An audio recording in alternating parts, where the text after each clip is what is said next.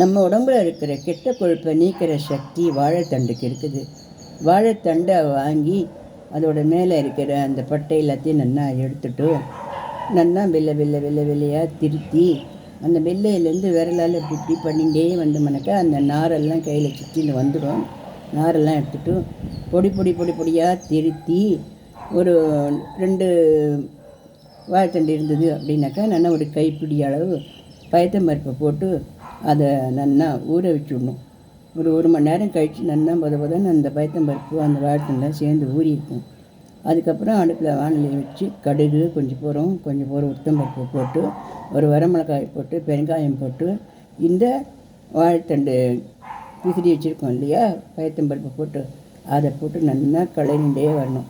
பயத்தம்பருப்பு நல்லா இலையாக நல்லா வசிச்சதுக்கு அப்புறமா கொஞ்சோண்டு உப்பு போடணும். வாழைத்தண்டு உப்பு தாங்காது. கொஞ்சோண்டு உப்பு போட்டு ஒரு அரை முடி தேங்காயை நல்லா துருவி அதில் போட்டு நல்லா கலரி எடுத்து வச்சோம் அப்படின்னாக்கா இந்த வாழைத்தண்டு கரும்புது ஆண்கள் பெண்கள் எல்லாருமே சாப்பிட்லாம்.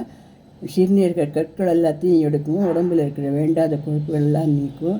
நல்லா ரிலாக்ஸாக உடம்பு நல்லா சந்தோஷமாக நல்லா இருக்கும். யூரின்லாம் நல்லா ஜெல்லுன்னு நல்லா பாஸ் ஆகும்.